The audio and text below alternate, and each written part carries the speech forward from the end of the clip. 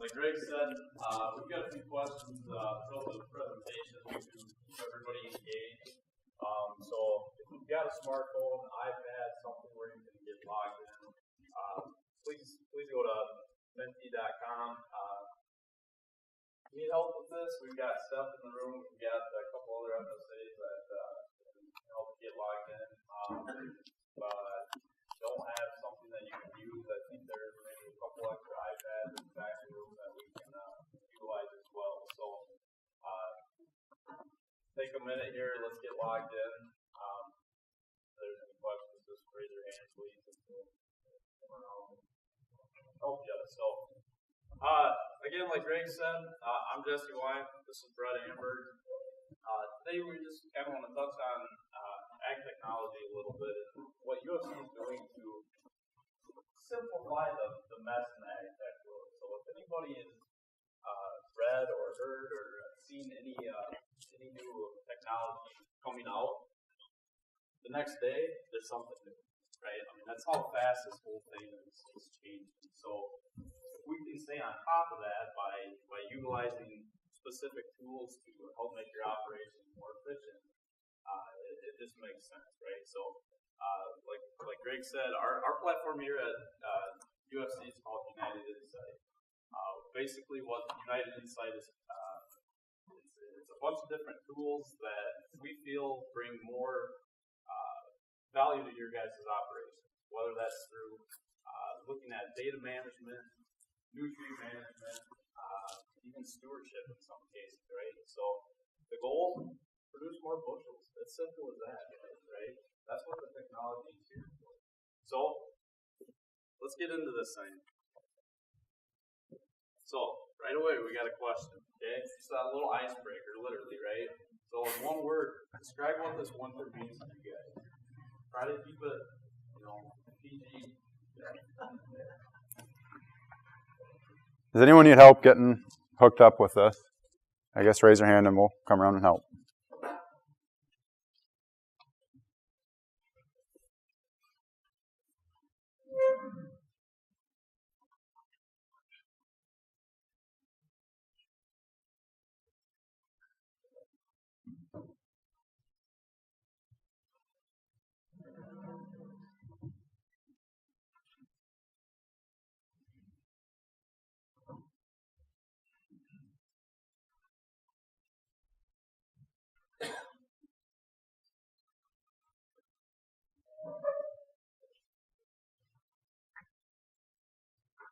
So we'll kind of stop with that, right? So basically what this thing's called is a word cloud. And how a word cloud works is the more entries that are the same, the word appears bigger. So I would say based on what we're looking at, we got snowy and long are the two top answers within the group here. So how about unbearable?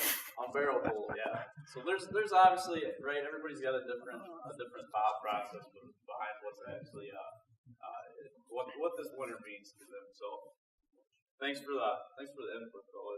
It's, like I say, just a little icebreaker for us. So let's run through today's agenda. So as you could expect, we're going to be spending a lot of time on technology. If you're someone that's been using technology for a while, or whether you're someone that is kind of just getting started, we're hoping to go through the tools we have available to help you guys with that process. So we can't talk technology without an emphasis on fertility, specifically nitrogen, right? I think we all farm in the state of Minnesota. There's been different regulations or at least thoughts about different regulations over the last few years. I know our agronomy manager, Dave Ackhoff, has talked multiple times about, is this going to be the last fall that we can put nitrogen? There's always talk about limiting our fall nitrogen application. So again, emphasis on nitrogen, that's the big one. And then looking at in-season applications, whether that's micronutrients, split shot nitrogen, something like that, to try to take some risk out of that. So one other thing to add, from both the technology and managing fertility standpoint, we can do all this stuff. That's great, but what we're really trying to do is figure out how can we impact the bottom line by using these tools, because they're great. It costs money to do some of this stuff, but how do we actually see it through to the end of the year and, positively impact that bottom line. So we're going to start with just a short video, about 2-minute video from Mike Stern, who is the founder of the Climate Board. So anybody's familiar with climate, right? Climate field view. This is the founder. So kind of funny story. We were going through this earlier this week, and we both got the email of this video, and it, fits perfectly with what we're talking today. So.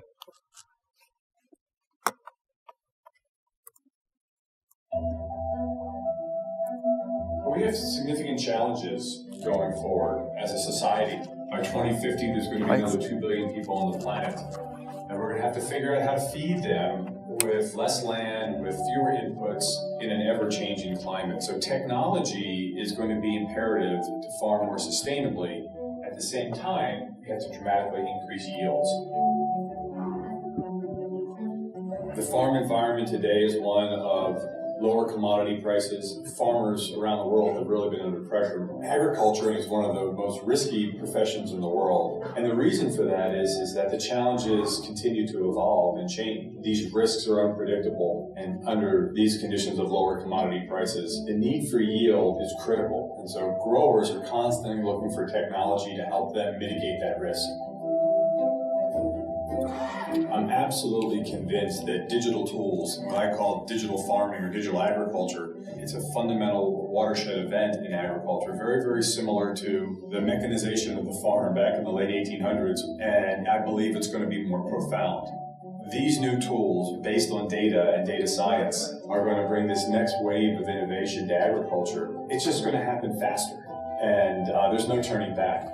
There's no doubt in my mind that digital agriculture will be shaping the future of how we think about food production going forward. Farmers have always adapted new technology. It's up to us to continue to adapt and change rapidly to bring this new wave of technology to the farm. I have a diverse team of scientists and agronomists, data scientists, and engineers all working together to deliver on our mission to help all the world's growers sustainably improve productivity through the use of digital tools. It's our passion, it's what we focus on every day, and I'm incredibly excited about what the future will hold.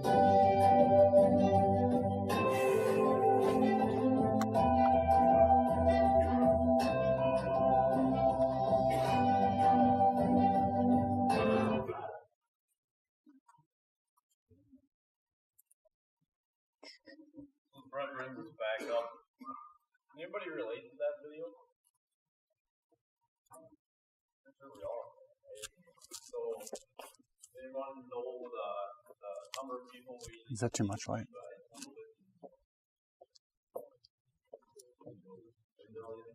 So, the latest I heard is pushing 10 billion now. So, it was a few years ago, it was 9.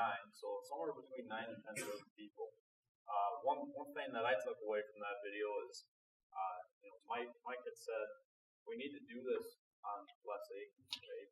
So we all know as cities grow, they're just going to keep stretching out. So how can we bridge that gap of being able to be sustainable while we do this, produce more bushels on less acres? Okay, so I think that really, to me, that hits home on what ag tech is, and that what we're trying to bring to your guys' operations.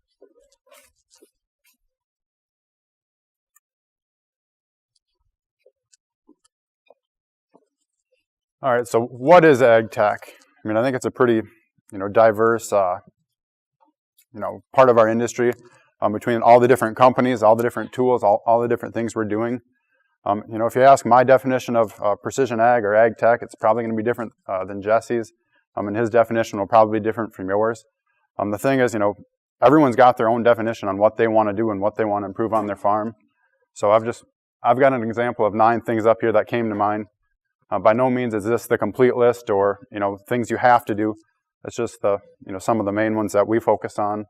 I'd say the 4 up here in this corner are the ones we've been doing the longest and are kind of the, foundation or base of a lot of the other things we do. You need those to really, probably start doing some of these things outside the box. I guess one that I can think of that's not up there would be, your planter. How far have they come in the last 10, 15 years? You got you can variable rate. You can do you got your hydraulic downforce. I know Precision's got the new Keaton Smart Firmers. As you go across the field, it's looking at organic matter, soil temp, soil moisture to adjust seeding depth based on infield conditions. So there's a lot of different things we can do. So if you're not doing one of these or all of these, or don't get caught up on one thing. It's a broad, I guess, thing to get into. So who here would consider this ag tech? I would. So why not, right? What's your? Yeah, that's a very good point. So we internal combustion engine, rubber tires. We don't have steel on this guy, right? How about a 4-row planter? What about a marker? There's something simple as a marker, right? So that's the whole point of what we're trying to get at is ag tech is ever changing, right? It doesn't have to be technology. It's just the newest thing. Okay. Fast forward to today, Brett. So how many people out here has a cab that looks somewhat like this? Maybe not quite this extreme, but there's getting to be more and more monitors, things in the cab to look at or control. So, we've got the GPS monitor, your steering, your shutoffs, you got your planter monitor, you got the iPad making a map, the controls, the gauge in the planter to control your clean sweep, your row cleaners, and then I don't know, some people might have one other thing there, Jesse. What have you seen out there? I say a lot of times there's dual iPads. Anybody know what the second iPad is for? Movies, right? Football games, maybe, something like that, right? So we get in some of these late hours, and it's easy to stay awake when you got something that entertains. Or to put you to sleep. Or put you to sleep in some cases, yeah. So here's a slide I put together about 4 or 5 years ago, and I guess I just wanted to show this to, at that time, all of the different players in the industry. By no means is this all of them, but this just happened to be the ones that I was working with or the ones I was familiar with, or we had been looking into. So, that's a good number of companies. But you fast forward to something that was put together last year, the industry has just exploded. There's so many companies out there that, want to get a piece of, the ag tech industry. And, a lot of these on this left-hand side are the infield sensors and things that, we use at the co-op and you guys use as producers. The equipment side of things, the software side of things, the field monitoring tools, imagery, nutrient models, and then as you get over to the right, it's more stuff that is post-harvest, your food traceability, food tracking. Jesse kind of got something on that. Like Brett said, I'm sorry about that. We got supply chain analytics, and food traceability. Anybody heard of blockchain technology? Yeah, so this is something that's very new to us. It's something that isn't truly implemented yet in the ag world. But when you have food distributors out there like Walmart or Kroger that are challenging these ag tech companies to find a solution or find a way to be able to say XYZ grower planted on this date, sprayed this and this and this on this date, harvested on this date, got put on a truck on this date, got delivered to the store, and you bought it on this date, right? So it's a food security standpoint, right? Food traceability standpoint. It's something that's it's coming, and I think it's inevitable. It's gonna change how we market food to everyday consumers, right? So there's a lot of different companies up here, but how do we sort through it all and untangle the mess? Which programs do we use? Which ones don't we use? I guess take a minute to read this.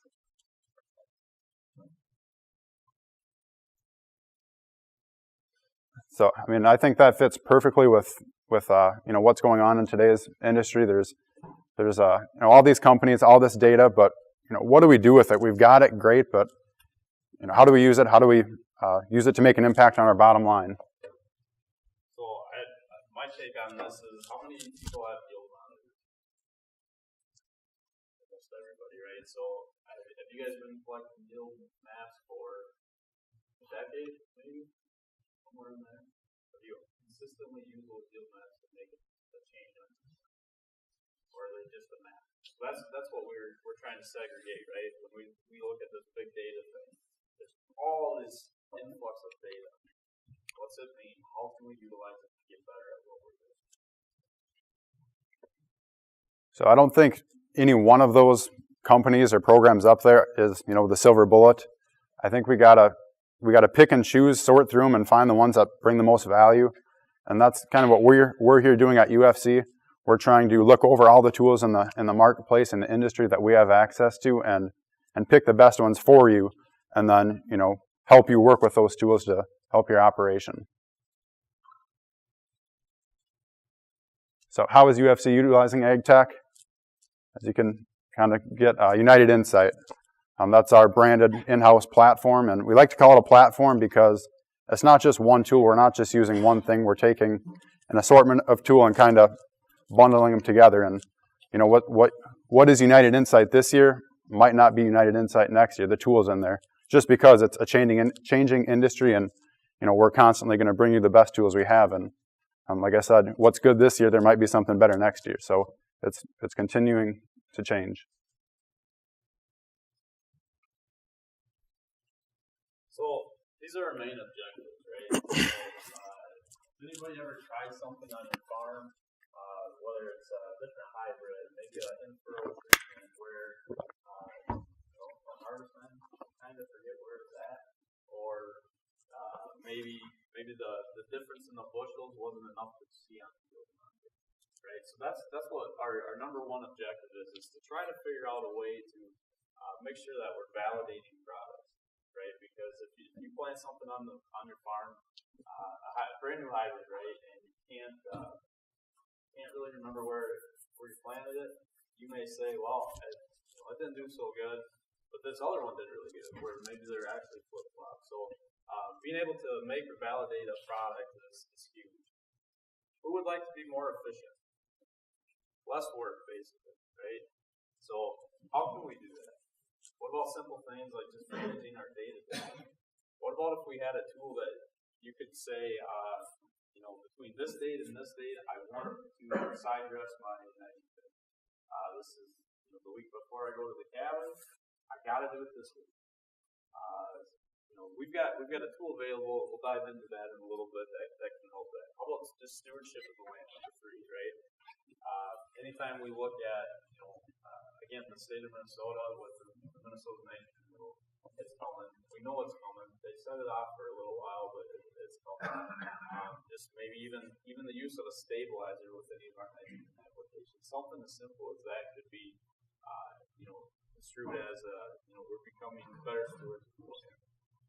Simplify the mess, right? I said that at the beginning. There's so many companies that all have little things that they can do. What can we take from this one, take from this one, and take from this one to develop a platform where you guys have all your information in one place? Wouldn't that be nice? Instead of having a little bit with John Deere, a little bit with Caves, a little bit with UFC, maybe a little bit with a different supplier. How can we funnel that all to one place? And number 5, it's all about producing more bushels, right? We've got the technology here. So I guess, one more I'd like to add onto this.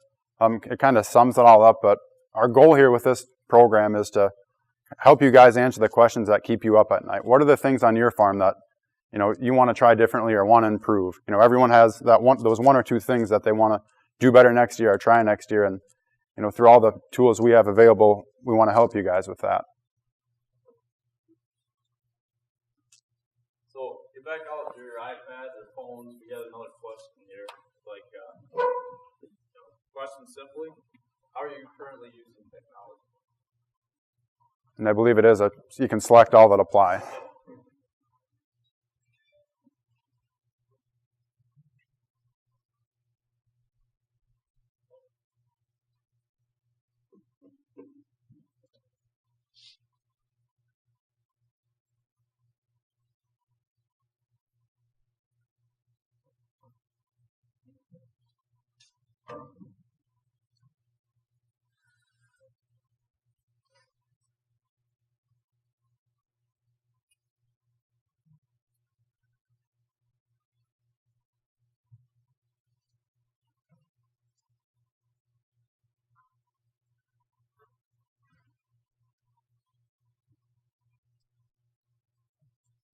So I guess, I mean, this kind of makes sense, or it's what I expected to see. You know, the grid sampling, yield monitor, AutoSteer GPS prescriptions, those are the things we've been doing for a really long time. We're used to it. We've got a lot of experience with it. We're comfortable with it. And then you get to some of these other things like drones or nutrient modeling, you know, even NDVI imagery. That's been around a while, but we really haven't been using it to its fullest potential, I don't think. You know, we're getting better at it as we go, but I guess, I mean, to me, this makes a lot of sense.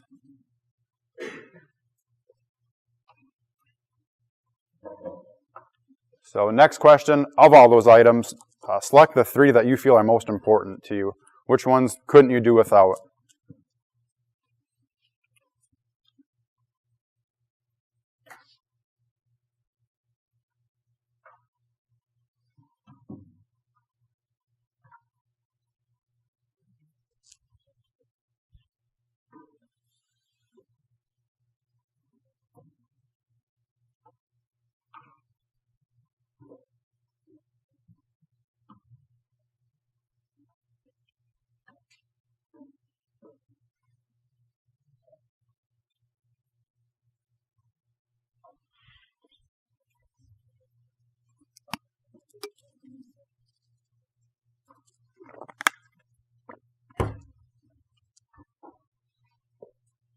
That's exactly what I was expecting on the drone piece, right? So I think there was 9 on the slide before that were somehow using the drone. If you remember back to that little cartoon that said we had all this data we didn't know what to do with, to me that's where drones are at today, right? It's common, right? They're gonna figure out how to use these drones to either help our ROI or you know, and maybe even Chad will speak about it a little later. They're developing some that will actually spray, right? Go through the field and find the weed patches and just spray those. So, you know, again, back to your ROI, you're going to be spending less in chemical potentially, right? So I find that interesting. And I guess the one I'd like to point out that, you know, is the yield monitor. A lot of the stuff we're doing today, you know, a lot of the tools we're going to go through and things that we can do, it revolves around having a yield monitor and being able to measure what's going on. Because if you can't measure it, how do you really know? Yeah, we got weigh wagons, but you know, how feasible is that to get, you know, out in the country to, you know, everywhere, do all your trials? It's just a lot easier if we can have a yield data, record it, you know, overlay the layers in a software program and figure out, you know, the crop response to whatever it is that we're trying to do out there. Then I guess some of the other ones, grid sampling, prescriptions, GPS AutoSteer, are kind of viable for a lot of that too. So let's go through some of the tools that we're using here at UFC. We got the R7 tool. You know, how many of you have been to an answer plot are familiar with the R7 tool and all the seed data in there? Okay, so that's, I guess, you know, the big push on that is using it to, you know, pick your hybrids and management and placement. We got, and we'll go into all these here in a bit, but field monitoring tool, it's going to be there to help us scout. Field forecasting tool is the nutrient model we're using. And those 3 all kind of fall into the R7 tool umbrella. Then we got tissue sampling, data management, so AgLeader SMS. That's, I guess, the tool I use in-house the most to write prescriptions and, you know, do yield analysis at the end of the year. And then we've got Climate Field View, which is more so a kind of a grower interface or you know, the tool you guys have. So show of hands, how many people out here are using Climate Field View currently on their operation? So quite a few. How many of you are, so when it first came out, it was more so just a rain gauge. I guess I'd like to see a show of hands of how many people are actually using it to do yield analysis or have, you know, all your maps stored on there. So still quite a few.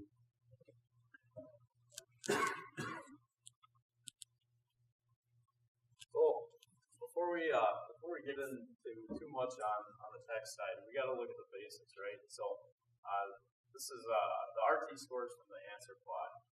Every year we've got 75 to 90 bushels at play. So what does that mean? That means if we misplace a hybrid, say we've got a hybrid that has a high response to nitrogen and we put it on a really tough piece of ground, maybe there's a lot of sand, something like that, we're probably not going to have a very good experience with that hybrid, right? So let's look back to last year. response to nitrogen score. Nitrogen last year, 94 bushels. Just alone. So I just said there were 75 to 90 bushels at play. Last year we saw almost 94 bushels just with nitrogen management or mismanagement. Right? So the other one I'd like to point out is the fungicide. So last year we right at 17 bushels. Pretty good. My question is, how do you know what's in that planter box? Do you know if you have the hybrid that had a negative 3.5 bushel response? Or do you know if you have the hybrid that's got 39.5 bushel response? Right? So that's some of the insights that we can derive through United Insight, utilizing the answer plot data to help you make decisions when you're looking at, okay, well, I want to put a fungicide on. Should I just put it on every acre? Probably not. Right? Let's find the fields that are actually going to have a good response. Otherwise, it'll be the same thing where you spray over everything at an average of 10 bushels across the farm. Probably not worth it, right? So use the data that we have available, like I say, through the United Insight platform. This is pretty powerful information, right? I mean, 75 to 90 bushels at play each year just by making different management decisions. That's huge. So, real life example, Greg, if you hit the middle, alright, so it's still a little bit tough to see, but what we're looking at here is two different hybrids. On the left hand side, we've got the corn on corn situation with non-limited nitrogen. Okay, so that means we whether it's side dressed or we didn't lose anything to leaching or nitrification in this scenario. Okay, on the right hand side, we've got corn on corn with limited nitrogen. Okay, so what I want you guys to pay attention to is not to pick on DeKalb, but this happens to work out, right? So 5138, newer hybrid, it's got a high response to nitrogen. Okay, so where we had plenty of nitrogen, we had 251 bushels. 3909, crop from Cropland was 241. 10 bushel swing. That's not that bad, right? I mean, obviously this is better, right? We don't like the 10 extra bushels, but as a whole, it's not terrible. So we drop over here, we take that nitrogen away, we lose 62 bushels. So Brett, what's that mean? 62 bushels. $207 an acre. We just lost because we mismanaged that hybrid. That's real, guys. That's real money. That's a lot. Okay? So now we look at 3909 in the limited nitrogen situation. We still lost, right? 241 down to 202, but we didn't lose as much. I think everybody in this room, if you've ever planted corn on corn, you understand that there's a yield penalty for planting corn on corn. Okay? So what we're trying to showcase here, Brett, you want to hit the next one? 3909, medium response to nitrogen. So it doesn't need that extra boost of nitrogen late season to fulfill its yield potential. Okay? And that's what we're trying to showcase. So we lost 39 bushels, Brett, $130. Still a lot of money, isn't it? Okay? $77 an acre swing between those two hybrids, just because we placed it in the wrong field. So I think that's really the key takeaway from just managing your hybrids to start with, right? If you're placing them in the wrong field to start with, you're probably going to have a bad response with those. So yeah, like Jesse just kind of mentioned, say you've got 5138 and you plant it on your farm, but it's not managed correctly, you know, and you're disappointed with it, you throw it off the farm forever. Well, you know, without having this data, you don't know that. I mean, there's a lot more potential there that you didn't capture. So I guess the goal is to manage them correctly so we're not throwing a hybrid off the farm just because you had one bad experience with it because it was in the wrong environment. So let's talk prescriptions here for a bit. How many of you out here are currently doing prescriptions, whether it's fertilizer, seed, maybe an in-furrow iron? It looked like quite a few from the graph. Yeah. So I guess, the example I got up here is kind of unique. It's an extremely variable field. So, you know, some of the things we go through are kind of specific to this field. But what we've got going on over here is these two maps over here are yield maps. You can see there's a lot of similarities. The blue area and the green and purple are the better areas of the field, and the black and the red are the worst. And I guess there's kind of some wetlands up here that didn't get farmed this year, but they're still very similar maps. So by having that yield history from the yield monitors, we can start to look at the multi-year analysis and put together a prescription on here, whether it's for seed or fertilizer. I guess on this, also soybeans. I know we get hung up on corn a lot with seeding and fertility, but what about soybeans, Jesse? What are some of the things we're doing for Arborate and soybeans? Yeah, so we all farm kind of in this general vicinity, right? So IDC, for the most of us, is probably concerned to some extent. Let's just take this field for an example, okay? So in these black areas, let's say that's our low-lying ground where we have IDC issues, or maybe vice versa, the low-lying ground that we have potential for white mold issues. We can actually write a prescription for seeding, and in the IDC standpoint, in those areas, we're going to bump populations, right? In white mold areas, we're actually going to back off on those populations. So it's, again, we hit corn a lot because I would say it's the more fun crop to plant.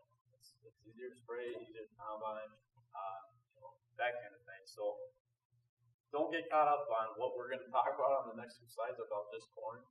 This is also something that you can apply to a soybean crop as well.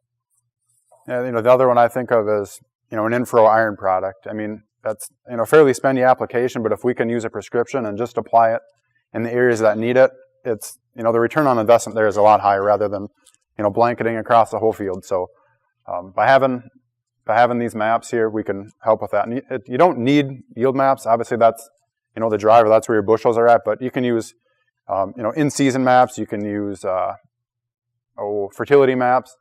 There's other layers out there available. But this example here, we've just got 2 years of corn yield data. So let's get into what we did on this field. So typically the plan on this, and this is a spring urea. This isn't total nitrogen pounds. In the past, this grower had been going with 130 pounds of N flat rate, 100, and then by doing the prescription here, we got that down to 116 pounds, and that was $6 less an acre. Now I said this field is unique, so it's extremely variable. I'm not going to say in every case or even a lot of cases you might not be saving money, but we're going to reallocate that nitrogen and your inputs to get more out of them. So again, there's the map, and then here's a prescription we made up. So we got our different rates, so anywhere from 80 to 145 pounds. You can see, 3 of those zones, the top 3 there are currently less than what we've been doing in the past, and those bottom 2 are more. And then to the right, we've got the yield. So by doing an analysis, where we're putting 80 pounds, 100 bushels. This was a good year for this field. So if I know the maximum potential there is 100 bushels, 80 pounds might even be too much for just urea because we've got some more credits there from some other products, but could maybe even go lower. And then we get to some of the the higher zones where we're 15 pounds above what we've been doing in the past. By increasing nitrogen, maybe we instead of 250 or 212, maybe we push it another 10, 15 bushels by reallocating that nitrogen and putting it where it can be used. Yeah, so just to go off of that, if you look at our target rate of 80 pounds versus the yield, that gives us somewhere around a 0.77 pounds of nitrogen produced at 1 bushel of corn in that zone. Where we drop down to our higher zones, we're actually about 0.67, so about a tenth of a pound less. So what that means is about 20 units of nitrogen more efficient. Okay, so you could, if we can identify that historical data, right, moving forward to the next year, this is corn. We can start to fine tune our, lack of a better term, nitrogen use efficiency, so we can really dial in on what our nitrogen rates are. So we're talking just about nitrogen on the example up here, but this would apply to your phosphorus, your potassium, your sulfur, all your other nutrients too. We can use your grid sampling maps combined with this map, and start to fertilize for actual bushels. In this field, say if we were fertilizing for 180 bushel corn, well, we've got a lot of areas up there that aren't removing that, and we've got some areas that are removing more than that. So, Jesse, if you continually put out enough fertilizer for 180 bushel corn in a spot and you're pulling 220 off, what's going to happen? We're going to start depleting our soil. Exactly. So I guess, it doesn't just apply to nitrogen. We can apply that to your whole fertility program. So kind of the same example of this field, except with planting. We went from 35,000 seeds an acre and cut that back to 33,000, which was, $7 an acre. And then kind of how we came out with this. We only went 4 zones on planting, but we went from 28 to 36,000. I guess, and then you can see kind of the yield in each of those zones. So, if I'm only getting less than 100 bushels of corn, there's no need to push that population. And again, this field is unique and it's extremely variable, and that's kind of why I chose it, just to showcase, kind of what we're doing. So on the last slide, we had $6 an acre nitrogen savings by variable rating instead of flat rating. This slide, we've got $7 an acre savings. So and that doesn't include if you're doing your P and K. So there's exactly. Yep. So we're looking at only 2 variables in this instance. So what I would encourage is that we don't want to be utilizing ag tech to help us save money. We want to be using ag tech to help us reallocate the dollars that we have available to produce more bushels off of the acres we already are farming. So keep that in mind that maybe that $13 an acre, it allows you to maybe not on this farm, but go to one of your better farms and apply split shot nitrogen. Maybe look at a fungicide to push yield. Something like that is how I would recommend looking at this. So one last thing before we move on. So when I'm looking at a field like this that maybe doesn't have much potential, maybe pulling back the inputs a little bit, what kind of hybrid am I going to put on your Jesse? Am I going to put the best offensive hybrid out there? No, you're going to want something that's maybe a lower response to nitrogen, something that you're not going to get burned if. Yep. Sorry. Just a question: how do you know that you did the right thing? So that's a great. And here's what I guess the actual question I wanted to answer is right. We all know. I can say we know, but we've been taught that lower populations bring lower yields, and that's what's proven here. Correct. Yep. So we don't have what we're looking at here is the yield map, not actual prescription map, but we would do something what we call is a learning block. Okay, so these learning blocks we tend to use whether it's a variable rate prescription for seeding, maybe for nitrogen. Anything we're going to variable rate. So those learning blocks will help us. So let's say, find the pointer here. Let's say right here in this black zone, right? So that's where we put 28,000. We would put a block in there of, depending on the size of the field, that kind of thing. Maybe a 2-acre block, maybe not even, maybe a 1-acre block where we go from, instead of 28, let's drop it to 24. And maybe on the other half of that block, we drop it to 22. So that's really the only way that we're going to know what we're doing. Now, however, when we do something like that, we're not going to know until the end of the year, correct? Right. But it gives you, for the following time, that's going to be the same crop. It gives us that historical trend data to help make better decisions moving forward.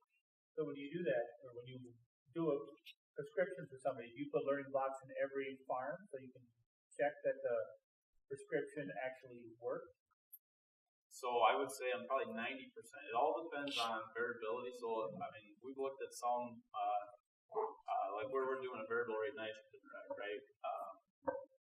Where there's just not much variability in the field, or if we've done learning blocks in the past, we don't necessarily tend to do them again.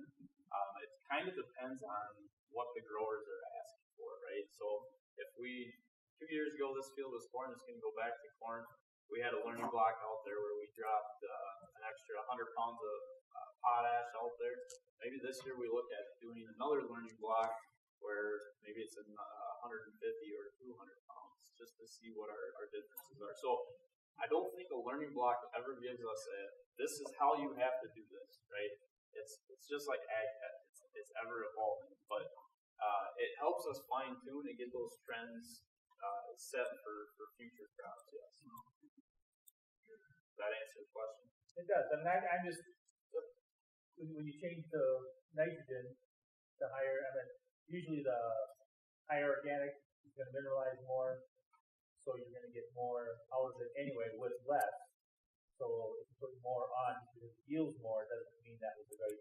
I just need to know how you're doing. Yeah, so it's all through learning blocks. That's the basis of how you guys are learning, we're learning at the same time. So you guys obviously know your field better than anybody else, but by utilizing these learning blocks, we can try to fine tune and, like I say, start to build these trends. Anything to add on? Nope, I think you did a good job. So NDVI imagery, do they really matter? I mean, Jesse, how long have we been using in-season imagery for? The technology has been around since the 70s, and I would say we've been using it in ag a decade. I guess I don't have a for sure date on that, but. So I guess the example I have up here is so what we're looking at is cornfield, late season, end of August. We've got 2 different hybrids out there. Anyone guess where that line might be? So it's actually the same genetics out there, but what we're looking at is a Smart Stack versus Double Pro. And like I said, so late season, we go out here, start to look at standability, the stay green. And when we go out there, what we noticed was those Double Pro plants, the stocks weren't quite as great as the Smart Stacks were. I mean, it was still standing, but there was starting to have some issues. So by going out there and doing that, by doing the push test and some pinch tests, we're able to let that grower know, and he changed his harvest order based on what we had told him. And the yield difference wasn't maybe what you'd expect from the way this map looked, but by him knowing that he might have some potential standability issues come harvest time, he was able to go out there and pick that corn before things got too bad. So, you said this is from late August? Yep. Who loves walking cornfields in late August, early September? Fonwa does, I know that, right? So, I think this is kind of tough to see. I'm not even going to use a laser. I'd rather point to it. On the west side of this field, there's a road. How much scouting gets done from the road? At that time of year. Or even all year, right? But mostly at this time of year. So the one thing I want to point out is the west side of the field. Obviously we can see this line is the good side. So 55-mile-an-hour drive-by, 75-mile-an-hour if you're not in Fonwa. 55-mile-an-hour drive-by, you're not going to see the east side of this field. Okay? So that's the importance of what the NDVI images give us. It gives us that, obviously in August, we're not going to try to go out here to fix something, but maybe we can change our harvest order around to go capture the bushels that are out here before that corn is planted. Okay? So that's how we use the NDVI. So directed scouting. Who wants to scout smarter? I mean, use their time more efficiently instead of driving around looking at every field, the whole field. We can use a tool like this to, maybe the field to go to first, or the spot in that field to go to first. So what we've got is the field monitoring tool. Like I said, I'll just run through this example. But what this is doing is taking all the fields we have in here. So for this example, we got 19 soybean fields. So what it's doing is taking all those fields and looking at the fields that have a similar planting date, and it's comparing those images to each other. And then it's going to tell us, out of all those images, which fields are trending up, which ones are average, and which ones are trending down. So in this case, there was none that were trending down, but say there was. If I'm using this tool, that's the field I'm clicking on. I want to know what the heck is going on there, and is there something I can do about it? So, I'll go in here, click on that field, and I'll just go back to this example. Say this is the field I click on. I'm going to go to that field. I'm going to come in here, and the first spot I'm going to go is probably right out there. Why is that red? Why is that behind so much? And figure out if there's anything we can do.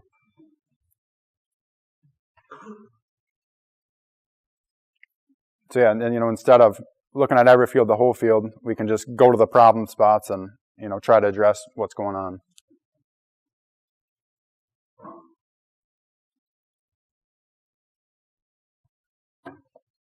So nursery modeling.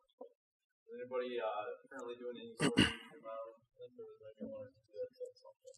Okay, so nursery modeling basically it's about assessing the field's conditions at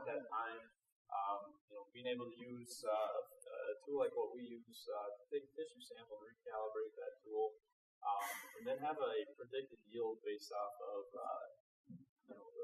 the biomass accumulation within that field. So yield analysis. So like Jesse mentioned, we've been doing yield maps for years. A lot of you guys probably have a lot of these maps laying around at home.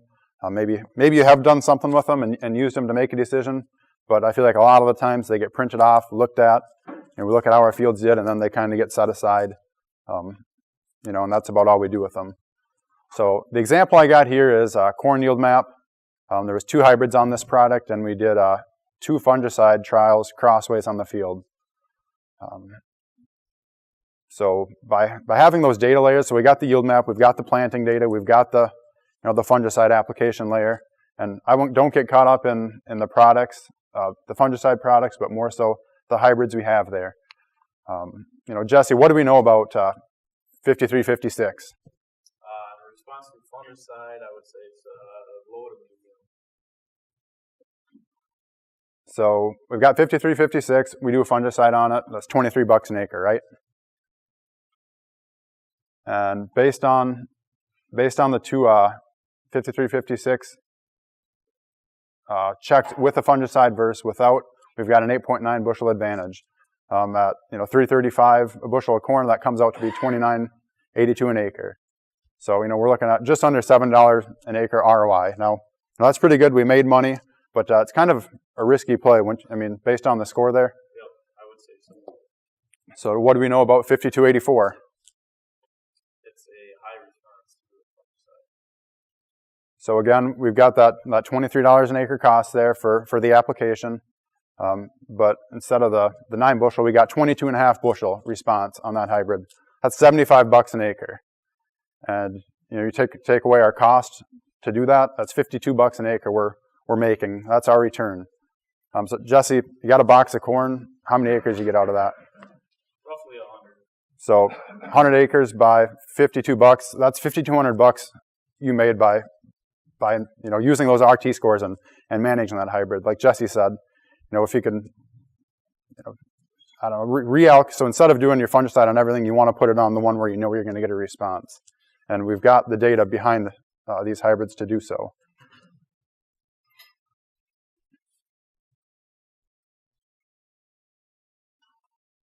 So it seems like most of you are familiar with Climate or you were using it. Here's just, I guess, kind of an overview.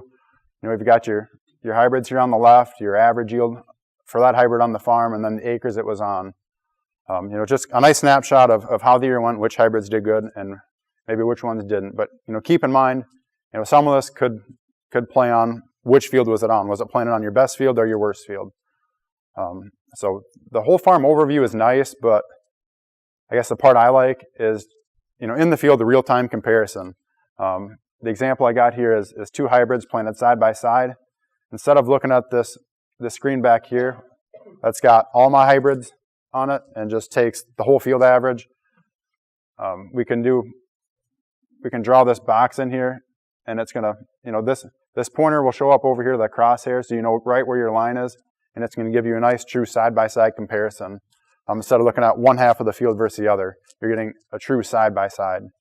So to me, that's what I like about it. Same if you had a fungicide trial like I just went through. If you had those layers on your iPad, you can draw and query and see the response.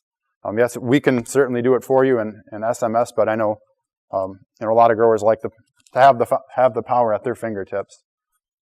So this is a tool that can help you do that, and then you don't have to wait till the end of the year to kind of see what happened. You can do it live. So the next thing would be scouting, and I'm going to kick this one to Jesse because I know he's had a lot of experience. Obviously, I guess I use Climate either on my phone or on an iPad when I am out scouting. Key things here is we can drop pins. So actually, these blue pins were dropped. They're tile intakes. I can drop a pin. It's geo-referenced right in the field where I'm at.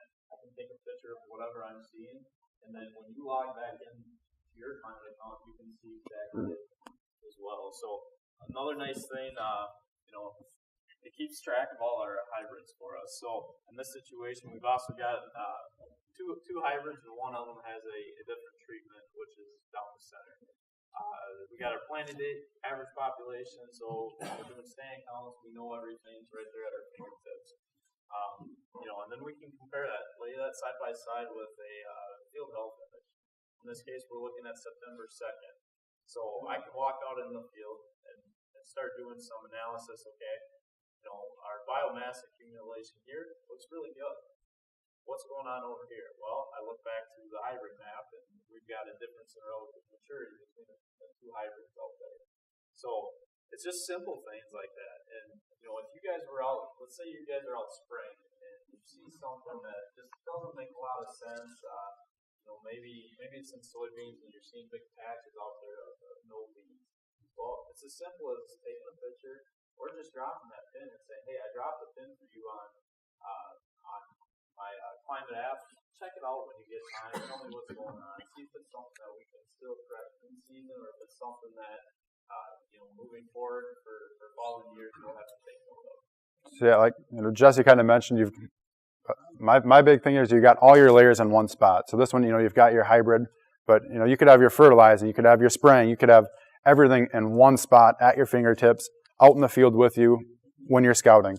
There's no more, God, where did I put that? I think I started off the edge of that grove and went 20 acres. You can go right to the spot and look at those things. So benchmarking, how many people in the room are competitive? I think it's kind of just human nature. If we're doing something, we like to be good at it. So what we're trying to do here is to create that. I'll just show it. We're creating kind of a benchmarking platform to show you guys how you rank. There's no field names attached to it. There's no farm names attached to it. No grower name. When you get it, you would get your printout and you would know which ones yours are. But the example here is, so on the left side we've got bushels. On the bottom, it's really just each field was assigned a random number. So there's nothing related to the bottom axis here. But what we're looking at is all the blue dots on there. And the red ones, I guess, are all the fields that are in United Insight, and the red ones that are singled out would be your individual fields. So, if this is my operation, I'm looking at this and going, well, great, I got 5 fields that are probably in the top 10, 15%. I feel pretty good about that. But I've got 3 down here that are maybe at that half mark or maybe a little below half, and I'm going to wonder what's going on there. Why are those fields, so far off my other ones? Is it just the field in general? Is the potential not there? Or was it that I misplaced a hybrid, or what went on there? Why? How do I get these fields up here? And again, maybe you can't. Maybe it's just, there's limiting factors out there, whether it's tile or, something that we can't do anything about, unless you would tile, I guess. But it's, and then we can take that and look at, so as a whole, Jesse last year, he was 4th out of so there was 19 growers involved, 14 that have data in here. There was, a number that, if I've got yield data coming in that I don't feel is good, it gets kind of kicked out of these types of reports. So we do, make sure data quality is a big part of a report like this. And then it ranks all your fields. It's got your average and then where they fall. So we had 111 fields, I guess, and it'll kind of show you where each one ranks.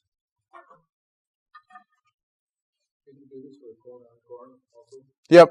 We could single out, basically corn on corn, soybeans, soybeans on soy, any sort of, history we have. Yeah, we can sort it out that way by looking at previous crop.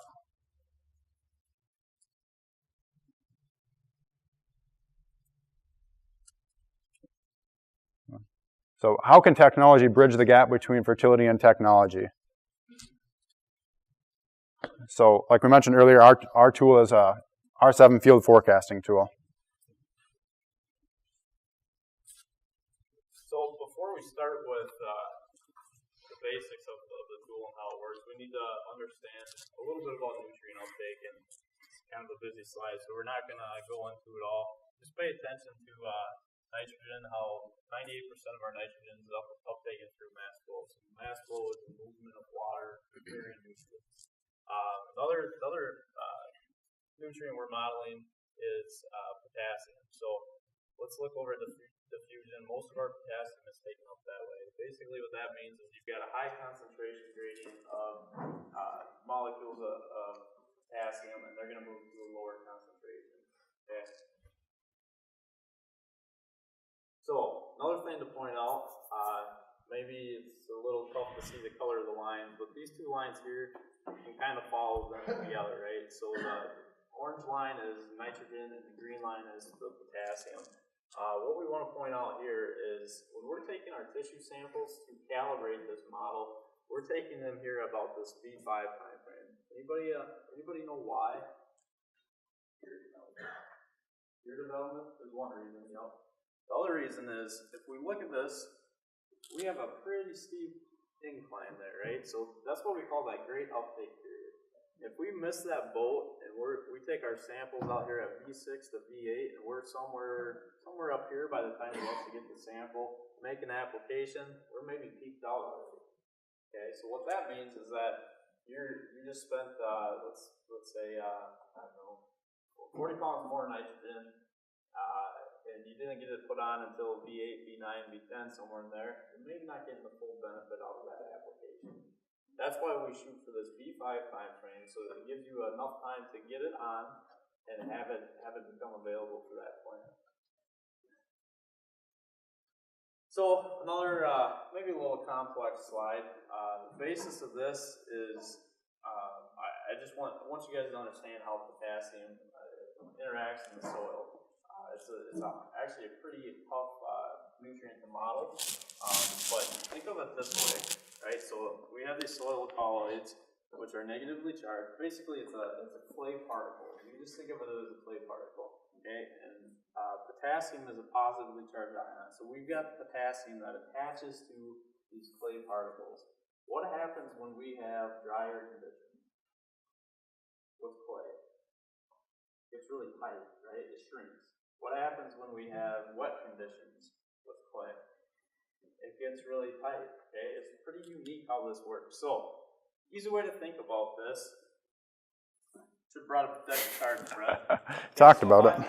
If I have a deck of cards in my hand and I pull one card out, just maybe a quarter inch in the middle of the deck, I say, pull that card out. It'd be pretty easy to pull out, right? There would be a little resistance because you got a few cards on top of that. I take that card and put it back in, I pinch that deck, say pull it out. It'd be almost impossible to pull it out. There'd be a lot more resistance on that card. Basically, what happens, or what we're doing with this deck of cards is showing like what would happen in a dry or wet scenario, right? That potassium is hard to extract from the soil because of that. So what we've actually seen is if we apply potassium to the soil, even if your soil tests are high, if we apply potassium, we're actually knocking some of these molecules off of that and moving it. So I talked about diffusion, right? High gradient moves to a lower gradient. We're actually becoming, or knocking the potassium off there, having more become available. So, why is that important? For the crop modeling aspect, okay? So, another reason, everything's connected. So let's focus above the dotted line. These are tissue samples, and I believe this is just our area, a little bit farther south in Minnesota. So, anytime nitrogen is excessive in the plant, potassium is adequate in the plant. And when we get down here, nitrogen is deficient, 83% of the time, potassium is deficient. Okay, kind of makes sense. Same with sulfur. Nitrogen is excessive, sulfur is adequate. Nitrogen is deficient, sulfur is deficient. Now, why would that be? So, let me go back a couple slides. 95% of the sulfur is uptaken through mass flow. 98% of nitrogen is uptaken through mass flow.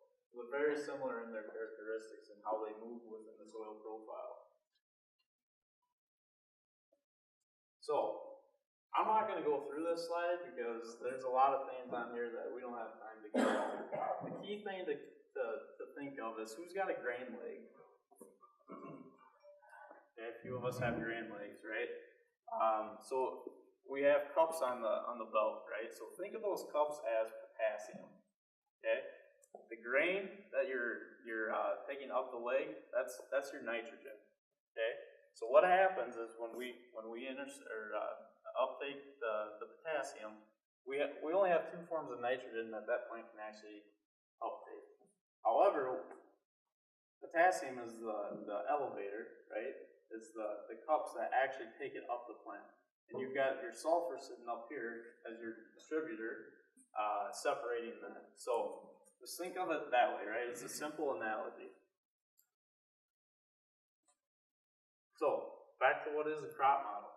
Pretty complex here, right?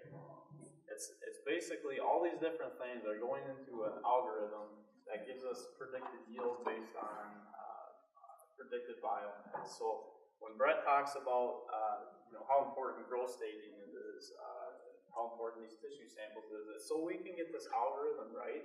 So when we bring this up to you and say, hey, our predicted yield is this, it says we have this many bushels at play yet, we can make a pretty educated decision on how to go about that. So as we mentioned earlier, the crop model we're using is field forecasting tool. Some of the stuff is kind of hard to see on here, but I'll kind of go through it anyways. I know it's kind of a busy slide too. There's a lot of different moving parts, but I guess what's going on here on the bottom, every day that plant is taking up nitrogen. There's some peaks and valleys. Maybe you had a rainy, cold day here. Some hot, sunny days at our peaks. But what it's doing is looking at every day that plant's got a potential of nitrogen to uptake, and what it's doing is measuring based on environmental conditions.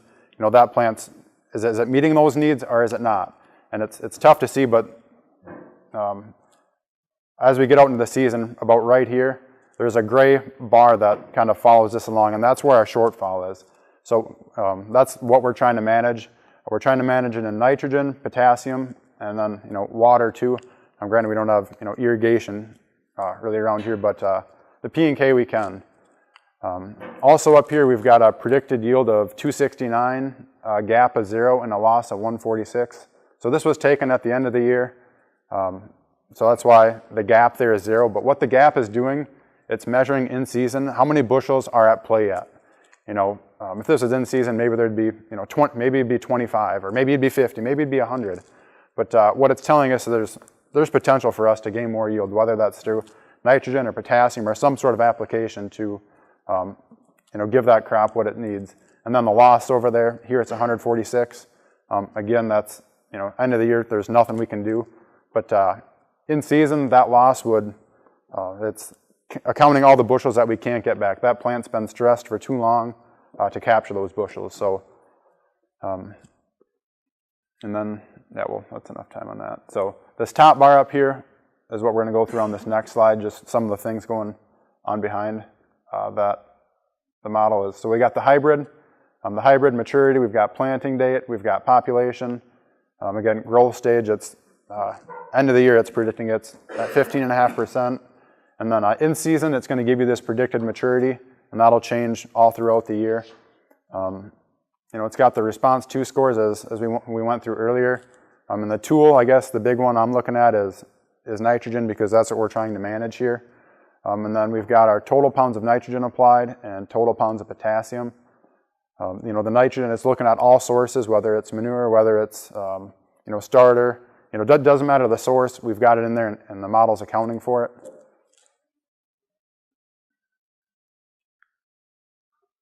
So again, I said we can recalibrate this tool in season with a tissue sample, right? So this is what the tissue sample result would look like. In the center here, we got a spider chart. Over on the left-hand side, we have our nitrogen to potassium and nitrogen to sulfur ratios, which aren't necessarily being taken into account into the algorithm as much as the percentages that we get back. On the right-hand side, we've got it's a fairly small map, right? But it's a georeference location of where we took that tissue sample in that field. Typically at UFC, we'll do at least 2 within a field. We try to find a representative area of a good spot in the field using MDBI entry, and we try to find maybe not your worst spot, right? Because that might be too far gone for whatever reason that we can't adjust that. But we try to find maybe the mid-medium zone area and compare the two, right? So then we have kind of a baseline of, here's our top zone, here's the middle zone. What's the difference? And is it nitrogen? Is it zinc? What is actually happening out there? So one more thing I want to add before we continue. I forgot to touch on it earlier, but we've got our predicted, our gap, and our loss, and those added up is that field's max potential. And how this tool gets that is it's looking at your field, your soil type, your grid sample results, and then your planting date, your hybrid. It's looking at all the things that are relative to that field specifically, and it's giving you your max potential number. And then from there we've got the predicted gap and loss that we're trying to manage. And then as Jesse said, if we take two or depending on field, if we take 2 or 3 samples, we can choose down here which sample we want to use to run the model. So here is an example, they call it the heat map. And what we're doing here is trying to figure out when should we apply our nitrogen and what rate we should use. So this example, pounds of nitrogen on the left, it's 70 to 90. You could use whatever range you're comfortable with, whether it's 10 to 50 or 50 to 150. You can set that up specific to your operation. And then on the top, we can model that out for a month, or we can model that out for 2 weeks. Whatever we're trying to do until we can get some of this map to be green. And what the green is doing, it's modeling out the highest return on investment. And then obviously in the red, it's thinking we're getting back less. So we want to target the area over here in the green, and that does include your cost per nitrogen, your cost for application, and your selling price. So it is taking your guys' actual costs into account here when we're looking at this. Last thing on this slide, right? So at the beginning, I talked about becoming more efficient. Does anybody make any hay in this audience? Any livestock producers besides? Okay, so one of the ways that I look at this as a tool to help us become more efficient. Okay, so say June 2nd, I believe. That's the day that you feel like, well, today I've got some time. My windrows are drying, something like that. Maybe I'll go make that application. Maybe we can use a tool like this to say that's actually probably not the best idea, right? Looking at the heat map, I would tell you to wait. Maybe go get your hay all baled, and then focus on getting that application done. So instead of just kind of doing things blindly, right? Now we have something that can kind of guide us to when that best application time actually is.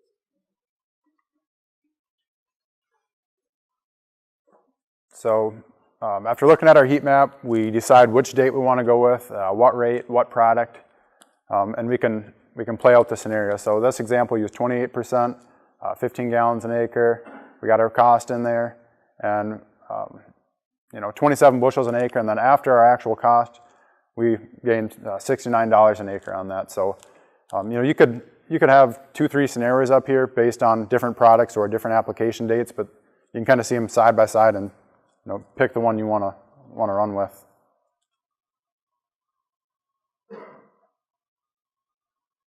So one thing I want to kind of stress on is data collection and management.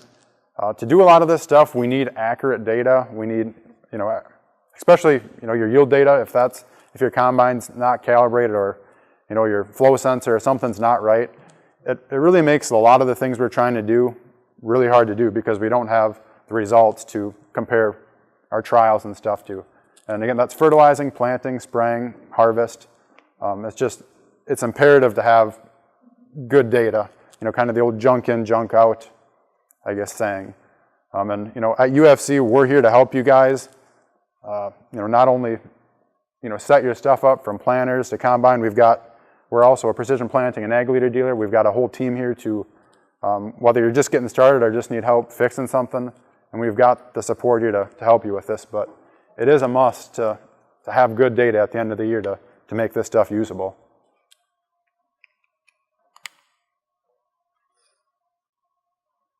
So here's kind of a rundown of everything that is included in our United Insight platform as of today. Like Brett said earlier, things change every year. Heck, something could change even this year that we find beneficial, that we think will bring more value to your guys' operations. So again, we focused a lot on corn, right? The one thing I want to stress is basically everything we can do on corn, we can do on beans as well. Now, the nutrient modeling, in our case, field forecasting tool, is a little bit in the early stages from the standpoint. Nitrogen in soybeans is really hard to model. Okay, so it is something we can look at. We can focus more on the potassium side of things, but there's almost an endless amount of things that we can do, whatever that crop is.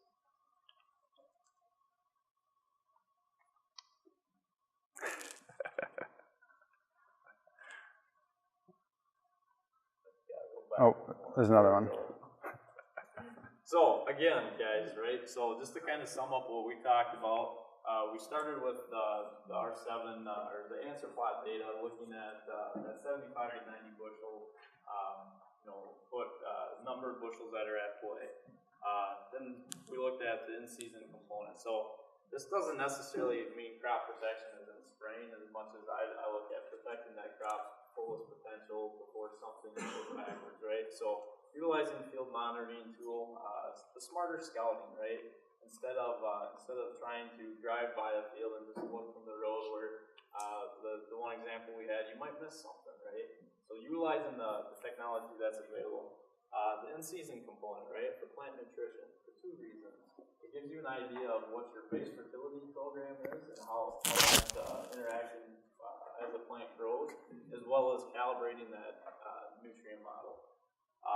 Finishing up with the field forecasting component, again, to help predict yield and also allow us to make an in-season adjustment if needed to try to maximize our ROI. So, to go back one slide. So, whoops. Should have went with one pointer. So, we do all these things in season, but it all comes full circle back to the yield map. Did it pay or not? I mean, we can do all these in-season applications and all these management things, but at the end of the year, we need to pay for the product we put on, and we need to be able to show a return on investment. And I think with the tools we have, we will be able to do that for you guys. Like Brett said, back full circle, right? So I just said 75 to 90 bushels at play on a yearly basis. Make sure that we're this grower, right? Getting a 39.5 bushel response on a fungicide because we put it on the right hybrid. Let's make sure that we're not down at this and having a bad experience with either that hybrid or B, utilizing a fungicide. Yeah, you can't manage what you don't know, and if we know these things, we can better manage and manage that ROI, I guess is. So, little tweak here to finish our day off, right? 1998, 20 years ago, or 20 years from now, we'll have flying cars. Last year, we literally had to tell people not to eat Tide Pods. Okay? So what does that mean? How does this relate to ag tech, right? Basically, just to embrace the technology that's available. Don't be scared of it. Don't shy away from it. These tools are here to help you produce more bushels and ultimately increase your ROI. So, I think we had some questions.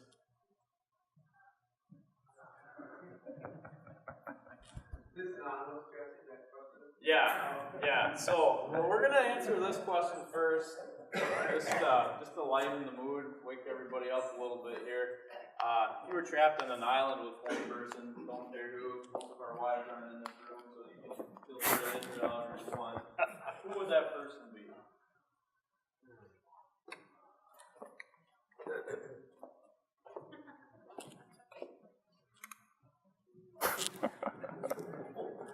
Yeah. I like this one. That's a safe answer there.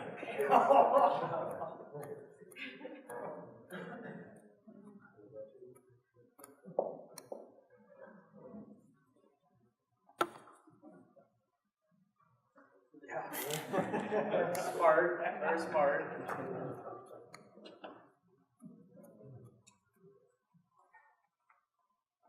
Bush Light.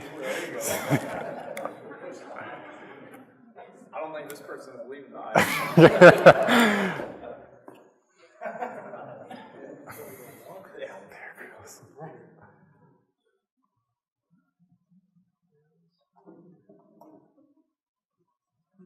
Do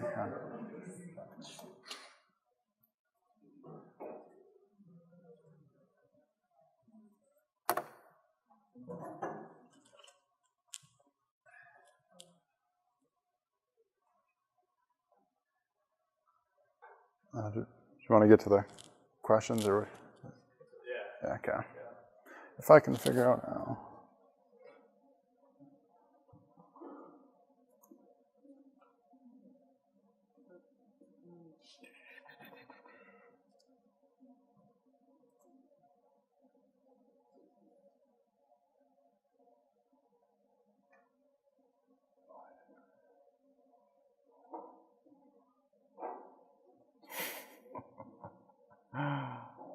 Okay.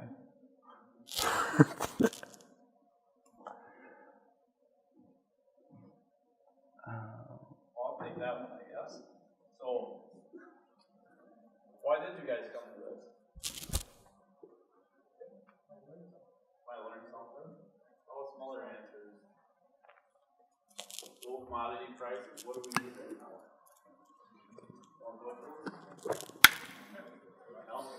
Bushels is what's going to pay our bills. So to me, you guys came here because you wanted to learn on ag tech, what's available to you guys, and how you guys can apply to your operation to increase your ROI. And then it goes to the next one. And we wanted you to ask some questions so you guys say, how about that?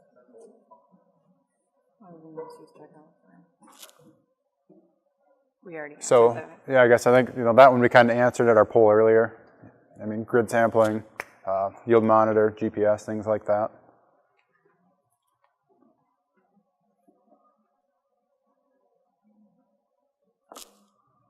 Yes. So we've got, I would say, at least 3 different people in this room that can assist with this.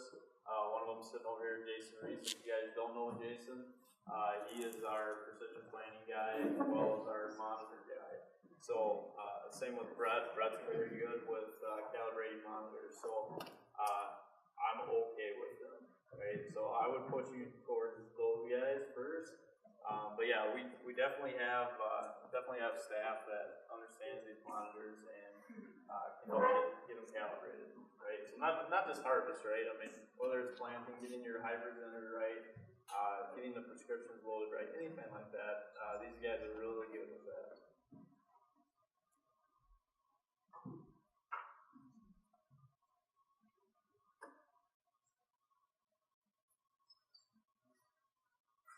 So, without getting into too big of like this, I could spend another hour on this, but I don't wanna do that today. So, a lot of times we actually put this in the answer plot 3 years ago, Ryan. Does that sound right? So, if we take a tissue sample, nitrogen and potassium are both deficient, but we don't see that in the plant.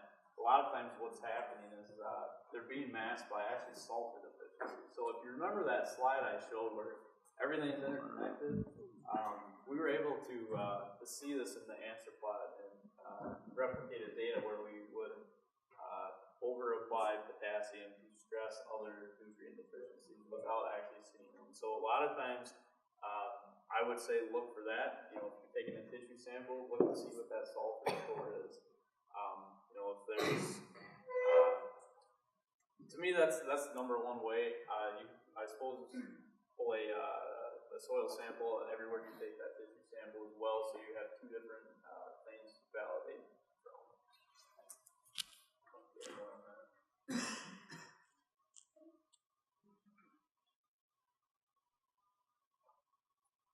So,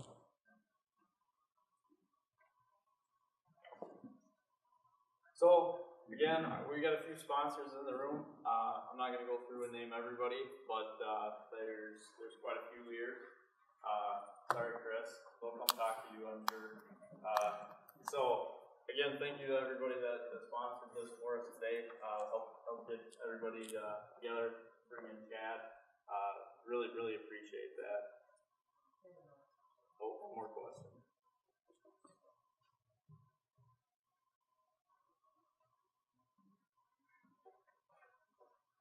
You want to hit it, or You can take All it. right, so if you remember one of our, I think maybe slide number 3, it's what is ag tech, right? And we talked about Brett's definition is different than my definition, probably different than your guys' definition. So, in my opinion, I think the nitrogen modeling is probably the biggest thing, right? The reason I say that, besides seed cost, what's our second highest cost input in corn? Nitrogen, right? Yay! Okay, so that's why I think whether it's looking at variable rating or nitrogen or split shotting, something like that, where we can maximize the uptake in that plant. To me, that's going to be the fastest return on that investment. Brett, I don't know if your answer is different than that, but yes. I mean, the big thing I see is, so it goes back to the learning blocks, right? How do we know if what we're currently doing is the right way or the best way without measuring it against something else? I guess that's my biggest thing. We don't know unless we test it or check it. And then again, just using the response to scores to help manage our hybrids, whether it's nitrogen, fungicide, just making sure we're not blindly planting a product without really knowing how we want to manage that. So I mean, I guess in whole, using all the data and resources we have available to do some of these things.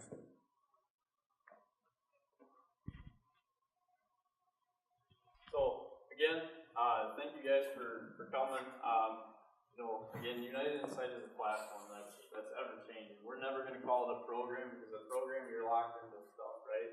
So for us, it's a platform that we can bring the best tools that are available in the ag tech world to your guys' operations to increase that ROI. So with that, one more thing I'd like to add is, we're also very open to making this program what you guys want it to be. We by no means want to take exactly what we're doing and shove it at you guys. We want you guys to pick which parts or which pieces, or we want this to work for you. We don't want to make you have to work to make it fit you. So we're always open to different things, whether it's programs or ways we're doing stuff. But this program is for you guys, so I guess I just want to stress that.